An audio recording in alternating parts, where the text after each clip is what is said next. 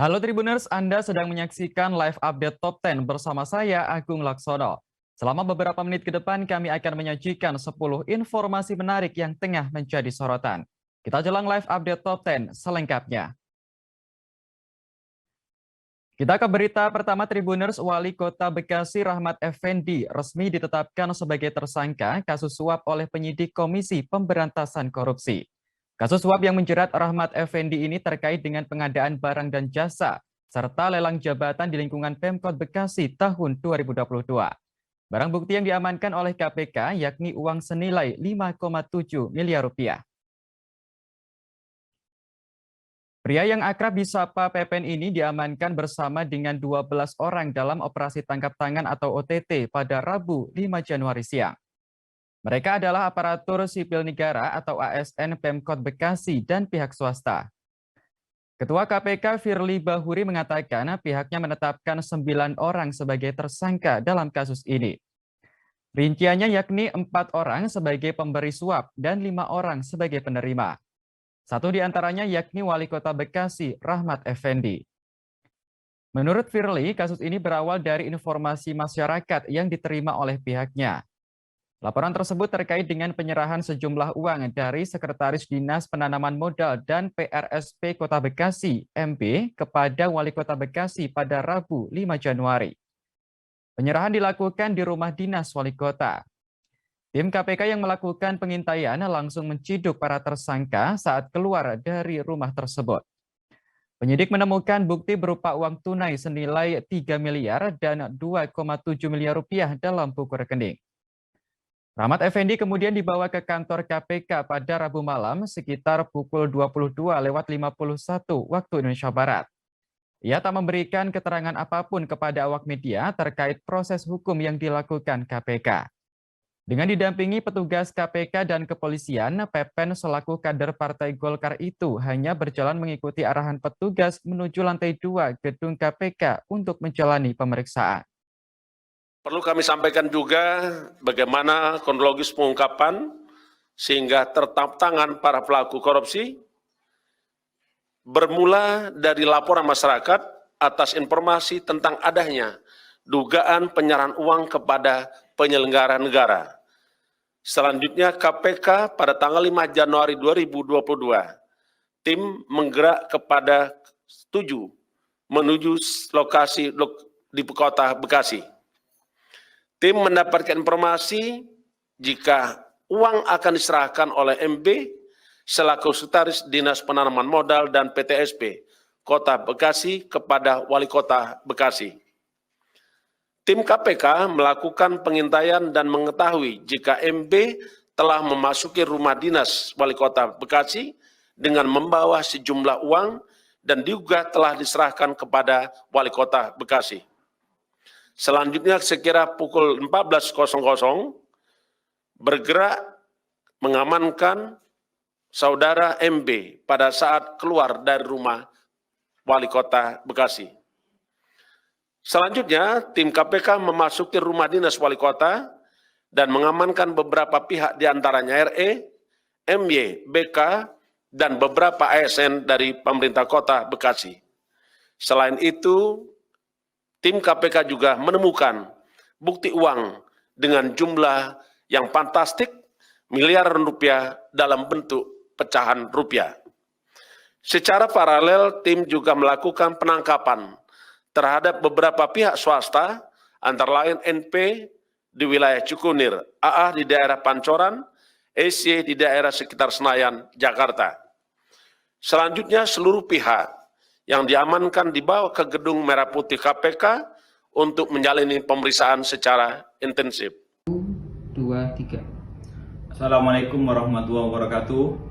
Menanggapi pertanyaan para awak media yang mempertanyakan apakah benar telah terjadi operasi tangkap tangan di wilayah Bekasi, Jawa Barat, perlu kami sampaikan bahwa pada hari ini, Rabu tanggal 5 Januari 2022, benar KPK telah melakukan tangkap tangan di wilayah Bekasi, Jawa Barat sekitar jam 13 sampai 14 siang ini.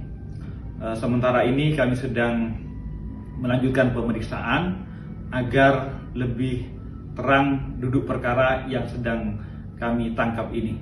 Oleh karena itu kami berharap kepada masyarakat memberi kesempatan dan sabar agar pemeriksaan yang kami lakukan bisa kami tuntaskan, dan pada saatnya setelah terang kami akan memberikan informasi lebih detail. Demikian yang dapat kami sampaikan. Terima kasih. Wassalamualaikum warahmatullahi wabarakatuh. Kabar dugaan penarikan uang insentif tenaga kesehatan atau nakes oleh Kesdam Kodam 2 Sriwijaya akhirnya didengar oleh Jenderal Andika Perkasa. Panglima TNI pun langsung memerintahkan jajarannya untuk melakukan penyelidikan. Andika mengungkapkan dirinya baru menerima informasi soal dugaan penarikan uang insentif tenaga kesehatan pada Selasa 4 Januari 2022. Selanjutnya Andika langsung memerintahkan penyidik TNI untuk melakukan penyelidikan. Hingga berita ini ditayangkan, pihak penyidik TNI masih melakukan penyelidikan lebih lanjut mengenai kabar tersebut. Seperti diketahui, pemerintah Provinsi Sumatera Selatan memberikan uang insentif kepada tenaga kesehatan di bawah naungan Kesdam Komando Daerah Militer 2 Sriwijaya. Namun uang insentif yang sudah diberikan terkait penanganan COVID-19 itu diminta dikirim balik ke rekening Kesdam 2 Sriwijaya tanpa alasan yang jelas. Uang insentif diberikan kepada tenaga kesehatan vaksinator pada Juni hingga Desember 2021. Setidaknya ada 194 tenaga kesehatan yang diberikan insentif. Mereka bertugas di sejumlah pos kesehatan Kesdam 2 Sriwijaya. Total anggaran insentif tersebut mencapai 3,2 miliar rupiah. Yang mana setiap nakes nantinya akan menerima insentif mulai dari 2,8 juta hingga 53 juta rupiah. Besaran insentif yang diterima tergantung kinerja nakes, yakni 7.800 per pasien per suntikan.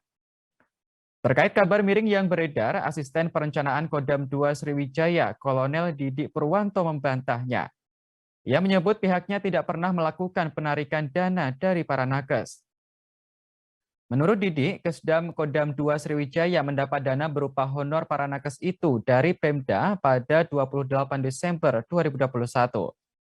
Pihak Pemda meminta Kesdam memastikan uang sudah masuk ke rekening para nakes.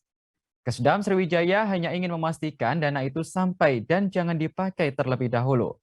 Ia pun membantah bahwa nakes diminta mentransfer kembali ke rekening Kesdam.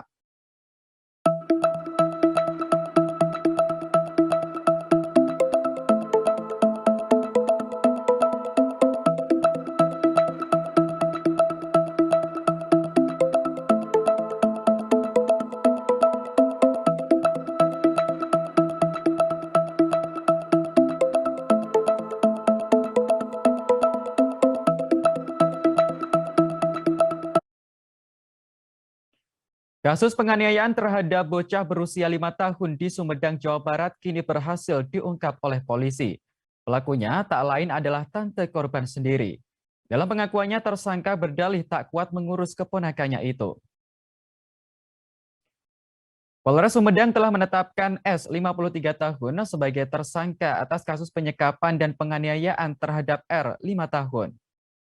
Kasus ini mencuat ke publik setelah R ditemukan warga dalam kondisi diikat rantai di rumah tersangka. Usut punya usut, aksi penganiayaan ini rupanya dilakukan oleh tantenya sendiri. Kapolres Sumedang AKBP Eko Prasetyo Robianto menerangkan tersangka mengaku tak kuat mengurus bocah 5 tahun tersebut. Hal ini menjadi alasan S melakukan penyekapan pada korban setiap dirinya meninggalkan rumah. Meski begitu, polisi masih melakukan pendalaman pada pengakuan tersangka. Pasalnya, S kerap memberikan keterangan yang berbeda saat ditanya soal motif aksinya. Polisi menjelaskan korban mengalami luka berat akibat dianiaya oleh pelaku. Hasil visum menunjukkan bahwa bocah tersebut mengalami luka hantaman benda tumpul, luka gigitan, hingga luka bekas siraman minyak panas. Kini korban sudah dievakuasi ke tempat yang lebih aman. Polisi juga merahasiakan tempat tersebut, namun memastikan bahwa korban dirawat oleh Dokes Polres Sumedang dan Dokes Polda Jawa Barat. Saat ini polisi masih mendalami informasi terkait dengan profil tersangka. Pasalnya, para tetangga mengaku bahwa S merupakan sosok yang tertutup dan tidak banyak diketahui. Kini pelaku dijerat dengan pasal terkait perlindungan anak dengan ancaman pidana 5 tahun penjara. Anak inisial R umur 5 tahun itu di dalam rumah sendirian dalam kondisi tangan dan kaki di lantai. Bersamaan dengan ditinggalnya korban itu sendirian, tersangka dengan inisial S binti Haji Hasan ini menghidupkan kompor dan mengisikan air dan ayam. Ketika sudah lewat lebih dari 1 jam, jadi sekitar 12.30, di mana air yang ada dalam panci yang dihidupkan oleh tersangka tersebut habis, sehingga menimbulkan kepulan asap yang akhirnya dilihat oleh tetangga sekitar rumah tersangka di perumahan Anggrek Regensi. Atas hal tersebut, pihak security dan tetangga dari tersangka ini itu membuka paksa dari rumah tersangka karena tersangka sendiri masih berada di luar rumah dan mendapati korban dalam posisi tidur terlentang, tangan dan kaki di lantai. Tangan itu di lantai dengan janjalnya berupa penggeraknya berupa velg, sedangkan kaki itu di lantai dengan janjalnya berupa teralis. Teralis ini karena posisi dari tersangka ini ada di lantai 2, sementara dapur itu berada di bawah. Atas peristiwa tersebut, pihak security kemudian melaporkan hal ini ke Kasus dugaan pemerkosaan di lingkungan perguruan tinggi kini kembali terjadi. Sebanyak 3 mahasiswi Universitas Muhammadiyah Yogyakarta atau UMY dikabarkan menjadi korban pemerkosaan oleh rekan kuliahnya. Informasi mengenai dugaan pemerkosaan ini mencuat setelah akun Instagram @dear_UMY_colors mengunggah aduan sejumlah korban. Diketahui akun Instagram tersebut memang difungsikan sebagai ruang berkeluh kesah para korban pelecehan seksual. Dalam unggahannya, korban kedua menceritakan kronologi disertai tangkapan layar percakapan WhatsApp dengan terduga pelaku. Pada Oktober 2021 lalu, korban pergi ke salah satu klub malam di Jalan Solo bersama terduga pelaku. Korban mengakui saat itu dirinya dalam kondisi mabuk berat dan tak sadarkan diri. Situasi ini lalu dimanfaatkan oleh terduga pelaku untuk membawa korban ke sebuah hotel. Menurut laporannya, korban tak sadar telah disetubuhi. Korban sempat tersadar sesaat lantaran merasakan sebuah paksaan saat tindakan dugaan pemerkosaan itu berlangsung. Namun korban tak mampu melawan karena ditindih oleh terduga pelaku. Dirinya pun terkejut saat melihat tubuhnya sudah tak mengenakan busana sama sekali. Sementara korban ketiga menyebut kejadian dugaan pemerkosaan terjadi pada Desember 2018 silam. Korban saat itu mengikuti tes rekrutmen Badan Eksekutif Mahasiswa atau BEM dan dinyatakan lolos. Korban kemudian diajak terduga pelaku untuk berkumpul di rumah kontrakannya. Saat itu korban berpikir akan ada banyak orang di sana. Namun rupanya setelah berjam-jam menunggu hanya dirinya yang datang. Korban sempat ingin pamit pulang, namun malah mendapat perlakuan tak senonoh dari terduga pelaku. Sebelumnya, kabar dugaan pemerkosaan ini mencuat setelah korban pertama bercerita. Dirinya diperkosa oleh terduga pelaku di Indekos sekitar 3 bulan yang lalu. Terduga pelaku disebut dalam keadaan mabuk saat melancarkan aksinya. Terkait dugaan kasus ini, pihak Universitas Muhammadiyah Yogyakarta juga turut buka suara. Pihak kampus menegaskan tidak ada toleransi bagi pelaku pelecehan seksual.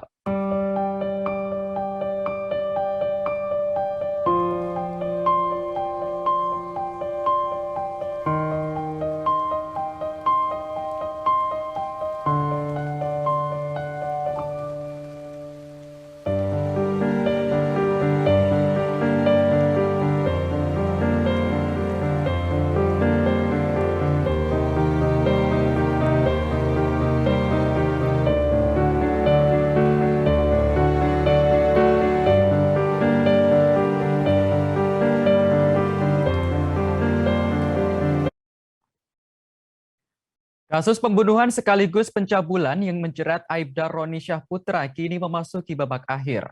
Diketahui Aibda Roni telah membunuh 2 gadis di Medan pada awal tahun 2021 lalu. Ia pun telah dijatuhi hukuman mati dan mengajukan banding, namun rupanya pengajuan itu ditolak oleh pengadilan. Upaya Aibda Roni Syahputra untuk bebas dari pidana mati dikandaskan oleh Pengadilan Tinggi Medan. Pasalnya, banding yang diajukan ditolak pada tanggal 30 Desember 2021 lalu. Hal ini lantaran perilaku Aibda Roni dianggap telah mencoreng nama baik kepolisian Indonesia. Diberitakan sebelumnya, Aibda Roni dijatuhi hukuman mati oleh Pengadilan Negeri Medan pada 11 Oktober 2021. Ia dinyatakan terbukti secara sah melakukan tindak pidana pembunuhan berencana serta pemerkosaan terhadap 2 perempuan di Belawan. Korbannya yakni RP selaku honorer di Polres Pelabuhan Belawan dan tetangga RP berinisial AC 13 tahun. Kasus pembunuhan ini bermula pada Sabtu 13 Februari 2021. Kedua korban datang ke Mapolres Pelabuhan Belawan untuk menanyakan perihal barang titipannya kepada terdakwa yang saat itu tengah bertugas. Saat itu terdakwa Roni sudah tertarik dengan korban RP. Terdakwa pun mengatakan kepada RP akan mencarinya jika korban memberikan nomor ponsel. Akhirnya RP pun memberikan nomor ponselnya. Lalu terdakwa menghubungi RP untuk bertemu dengan alasan agar membicarakan masalah titipan. Saat kejadian, RP ditemani oleh tetangganya berinisial AC.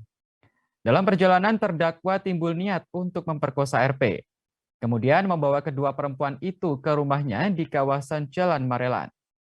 Sesampainya di rumah, terdakwa sempat mengancam sang istri saat membawa korban dalam kondisi terikat. Selanjutnya, terdakwa melancarkan aksinya. Namun, lantaran RP saat itu sedang datang bulan, Roni akhirnya melampiaskan ke korban AC. Selesai melakukan aksinya, Aibda Roni kembali ke Mapolres Pelabuhan Belawan untuk tugas piket. Lalu keesokan harinya, terdakwa kembali melihat kedua korban yang ia sekap. Namun ia terkejut menemukan keduanya sudah lemas tak berdaya. Lantaran dibayangi rasa cemas, terdakwa kemudian menghabisi nyawa kedua korban. Selanjutnya, Roni membuang jasad kedua korban ke tempat berbeda. Jasad RP dibuang di pinggir jalan di Kecamatan Perbaungan, Serdang Bedagai.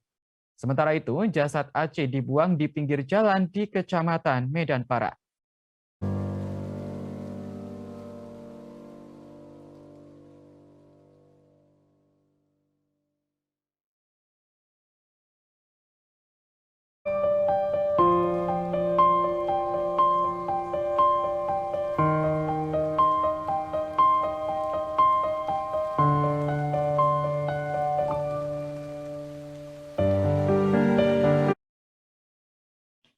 Nasib pilu dialami oleh pasangan suami istri asal Kabupaten Penukal Abab Lematang Ilir atau Pali, Sumatera Selatan. Pasutri yang sudah berusia lanjut itu tewas dibunuh oleh tetangganya sendiri. Pelaku nekat menghabisi nyawa kedua korban lantaran sakit hati tidak diberi buah rambutan. Dalam konferensi pers yang digelar pada Rabu 5 Januari 2022, Polres Pali mengungkap kasus pembunuhan tersebut. Kasat Reskrim Polres Pali AKBP Rizal Agustriadi mengatakan tersangka berinisial DA, 27 tahun, warga Talang Baru, Kelurahan Talang, Ubi Barat.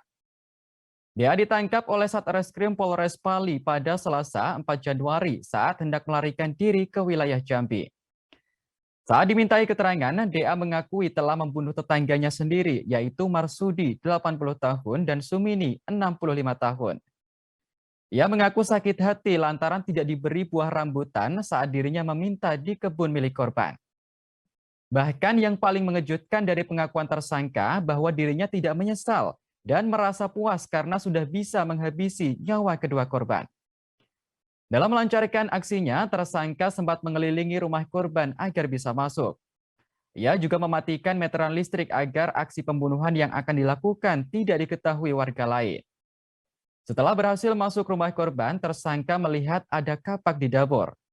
Dengan menggunakan kapak itu, tersangka lalu menghabisi nyawa Sumini, kemudian baru Marsudi. Setelah menghabisi kedua korban, tersangka lalu berupaya menghilangkan jejak. Caranya dengan melumuri kapak menggunakan lumpur dan membungkus televisi serta sejumlah barang-barang milik korban. Hal ini dimaksudkan seolah-olah korban tewas dibunuh oleh perampok. Lalu keesokan harinya, yaitu pada Minggu 2 Januari 2022, warga digegerkan dengan penemuan mayat sepasang suami istri itu. Keduanya tewas bersimbah darah dengan luka bekas senjata tajam. Polisi pun mengusut tuntas kasus tersebut hingga akhirnya berhasil menetapkan DA sebagai tersangka. Dari pengakuan warga sekitar, tersangka DA ini memang kerap melakukan aksi pencurian. Atas perbuatannya, DA dijerat pasal 340 tentang pembunuhan berencana dengan ancaman penjara seumur hidup atau hukuman mati. Awalnya kita ditelepon oleh masyarakat bahwa ada penemuan mayat di dalam rumah. Itu langsung kita cek TKP, ternyata memang benar. Situ telah terjadi pencurian dengan kekerasan yang mengakibatkan dua korban. Yang satu bernama Marsidi dan umur 80 tahun dan Sumini berumur 65 tahun. Dari cek TKP tadi memang terjadi pencurian kekerasan. Mungkin pelaku terpergok oleh korban sehingga pelaku melakukan pembunuhan. Itu pasangan suami istri benar? Ya, pasangan suami istri. Untuk luka-lukanya? Untuk korban laki-laki mengalami luka bacok di muka dan di perut. Itu yang korban perempuan di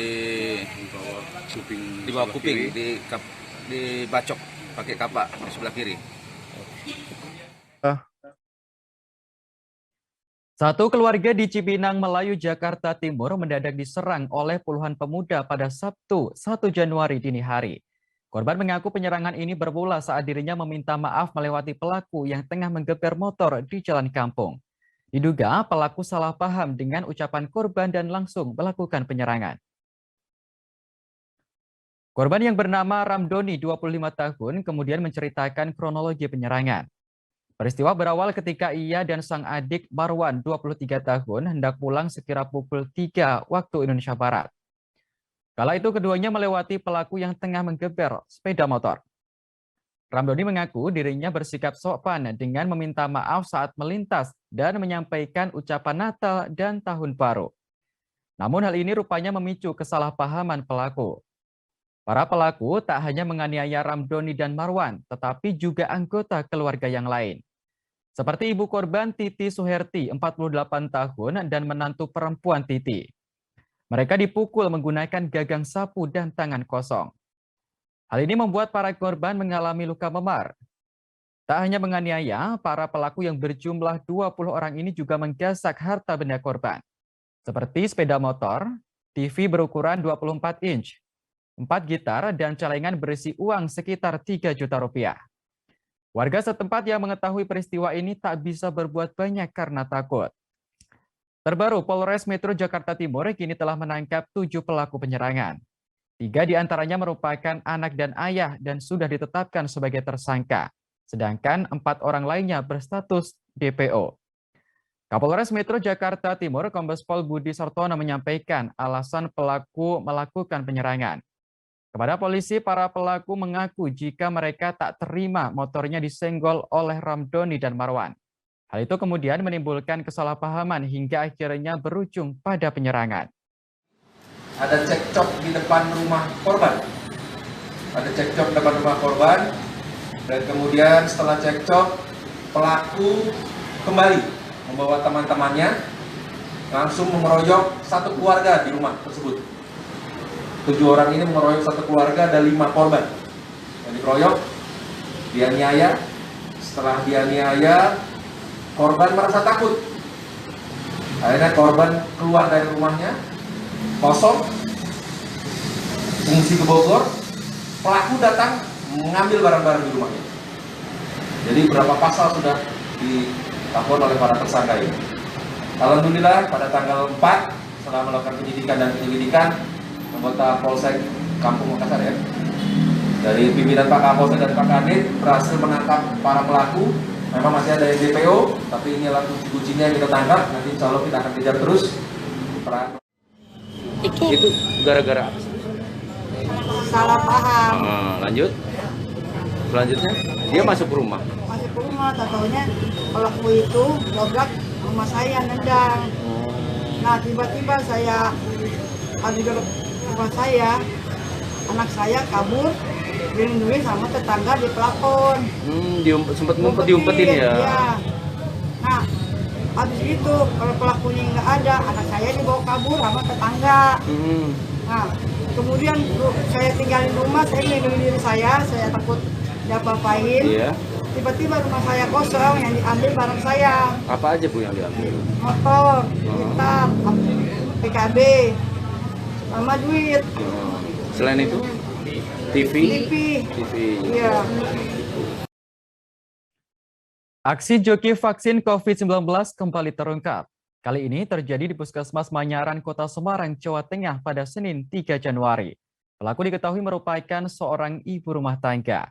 Beruntung aksi ini bisa digagalkan oleh petugas yang merasa curiga dengan perbedaan fisik dan identitas pelaku. Kasus joki vaksin ini bermula ketika seorang wanita berinisial DS 41 tahun mendatangi Puskesmas Manyaran berbekal KTP milik CL. Saat dilakukan screening, petugas mendapati perbedaan fisik antara foto KTP dengan DS. Lantaran curiga, pihak puskesmas langsung melaporkan peristiwa ini ke Polsek Semarang Barat. Polisi yang mendapat laporan pun langsung datang ke lokasi kejadian. Kapolres Tabes Semarang, Kombes Irwan Anwar dalam konferensi pers menyatakan, pelaku langsung mengakui perbuatan begitu diinterogasi. Warga Kuningan, Semarang Utara itu mengaku dimintai tolong oleh wanita berinisial CL 37 tahun yang merupakan warga Gria Beringin Asri, Wonosari, Ngalian. Selain mengamankan CL dan DS, polisi juga mengamankan seorang lagi berinisial IO yang berperan sebagai perantara. DS mengaku mau menerima tawaran tersebut karena diiming-imingi uang senilai Rp500.000. Hal ini lantaran DS sangat membutuhkan uang tersebut. Sementara itu, CL beralasan menggunakan jasa joki vaksin karena berasumsi dirinya sudah kebal dengan virus corona. Pasalnya, dirinya pernah terjangkit COVID-19. Tak hanya itu, saat hari vaksinasi, CL juga hendak pergi ke luar kota. Ia lantas meminta tolong kepada IO untuk dicarikan joki vaksin. Namun kini CL akhirnya mau menjalani vaksinasi. Ketiga wanita tersebut sudah meminta maaf atas persekongkolan mereka yang tidak membantu pemerintah dalam penanganan pandemi COVID-19. Meski begitu, proses hukum tetap berjalan dan mereka terancam 1 tahun penjara. Rahman Saleh terjadi 10.30 pagi hari 1984 tentang wabah penyakit menular. Perempuan berusia 37 tahun meminta kepada IO untuk mencarikan joki vaksin. Ketemulah DS angkat tangan, kemudian IO angkat tangan. Ya, jadi yang disuruh melakukan untuk mencari joki, dan inilah jokinya yang sebelah paling kiri. Bahwa ternyata yang bersangkutan memang hanya disuruh untuk menjadi joki vaksin. Kira-kira begitu kesimpulan dari pemeriksaan yang sudah dilakukan oleh Polsek Semarang Barat. Ketika dilakukan screening dan diketemukan perbedaan itu, vaksin itu kemudian tidak terjadi. Kita akan musyawarahkan karena ini kan peristiwa ini tidak terjadi. Saya sudah terkena COVID waktu itu. Terus yang kedua, saya hendak keluar kota. Jadi bulan Februari saya hendak keluar kota. Yang diharuskan memakai aplikasi Peduli Lindungi. Nah, di sisi lain saya juga punya penyakit komorbid, mitral valve dan colitis. Dari situ saya berasumsi bahwa saya tidak perlu divaksin karena imun tubuh saya sudah merasa kebal gitu, jadi tidak perlu divaksin. Itu alasan saya, dan kebetulan pada waktu hari Senin saya pendaftaran melalui channel Victoria, ada sesuatu hal yang mengharuskan saya untuk keluar kota. Nah, di situ saya berpikir, oh, ini kayaknya memang harus divaksin. Jadi saya langsung melakukan screening, dan kebetulan pada waktu hari Senin saya pendaftaran melalui channel Victoria, ada sesuatu hal yang mengharuskan saya untuk keluar kota. Demikian. Jadi kemudian saya minta bantuan Mbak ini untuk sebenarnya curhat, gayung bersambut. Demikian. Beredar sebuah video yang menunjukkan rombongan Presiden Joko Widodo berpapasan dengan ambulans dan memberikan jalan. Peristiwa ini diketahui terjadi di Kabupaten Grobogan, Jawa Tengah saat Presiden Jokowi melakukan kunjungan kerja. Inilah detik-detik saat sebuah ambulans melaju dari arah berlawanan dengan rombongan Presiden Jokowi. Disebutkan momen ini terjadi di Jalan Raya Grobogan Solo, Tawangharjo, Grobogan pada Rabu 5 Januari. Terlihat juga anggota patwal yang mempersilahkan ambulans segera melintas. Sementara itu, di saat yang bersamaan, rombongan mobil Presiden menepi dan berhenti sejenak sembari menunggu ambulans lewat. Tampak pula sejumlah masyarakat yang berdiri di sisi jalan. Video tersebut kemudian beredar luas dan viral di media sosial. Warganet pun beramai-ramai memuji sikap rombongan Presiden yang memprioritaskan ambulans melintas. Rupanya peristiwa seperti ini bukanlah yang pertama kali terjadi. Pada Agustus lalu peristiwa serupa terjadi saat Jokowi melakukan kunjungan kerja ke Samarinda, Kalimantan Timur. Untuk diketahui, Presiden Jokowi melakukan kunjungan kerja di sejumlah daerah di Jawa Tengah pada Rabu 5 Januari. Termasuk di Kabupaten Grobogan. Agenda kunjungan Presiden yakni meninjau kegiatan vaksinasi bagi anak SD hingga memberikan bantuan kepada para pedagang. Dalam kunjungan ke Pasar Umum Kota Purwodadi, Jokowi membagikan sebanyak 500 paket sembako dan 125 amplop masing-masing berisi bantuan 1,2 juta rupiah.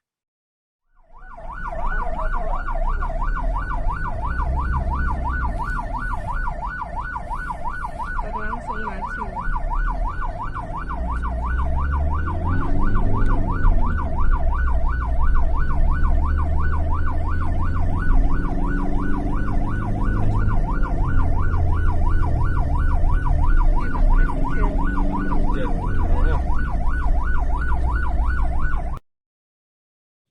Presiden Joko Widodo akhirnya menyetujui desain final bangunan Istana Negara di Ibu Kota Negara Baru, Kalimantan Timur. Hal itu diungkapkan langsung oleh desainer Istana Negara IKN Baru, Inyoman Nuarta melalui akun Instagramnya. Video yang menunjukkan desain lengkap Istana Negara diunggah di Instagram @nyoman_nuarta pada Kamis 6 Januari. Dalam video tersebut tampak bangunan IKN Baru sangat megah dan modern. Bentuknya sekilas terlihat seperti burung Garuda. Seluruh bangunan juga menggunakan kaca berwarna hijau. Bagian depannya terdapat area taman sehingga membuat IKN Baru tampak asri. Nyoman menjelaskan pada 3 Januari 2022 dirinya diundang ke Istana Merdeka Jakarta Pusat untuk mempresentasikan desain Istana Negara IKN Baru tersebut kepada Presiden Jokowi. Acara itu dihadiri oleh Menteri Sekretariat Negara Pratikno, Menteri Pekerjaan Umum dan Perumahan Rakyat Basuki Hadi Mulyono, serta Direktur Jenderal Cipta Karya Diana Kusumastuti.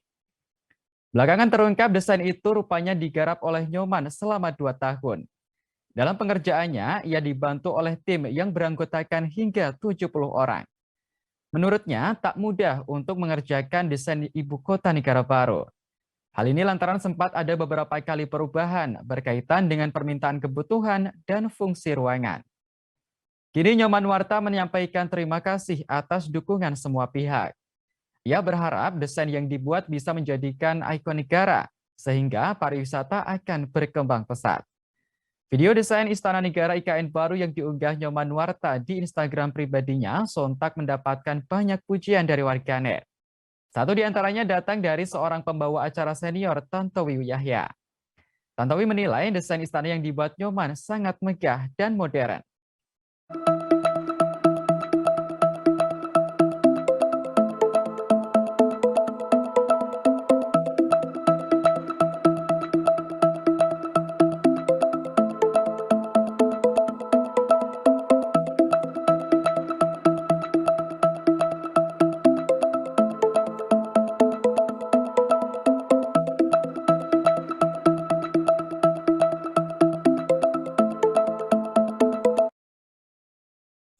Baik Tribuners, informasi tadi sekaligus menutup jumpa kita dalam live update Top 10 kali ini. Jangan lupa untuk terus perbarui informasi Anda di kanal YouTube Tribun News. Saya Agung Laksono pamit undur diri. Terima kasih dan sampai jumpa. Jangan lupa like, subscribe, dan share ya.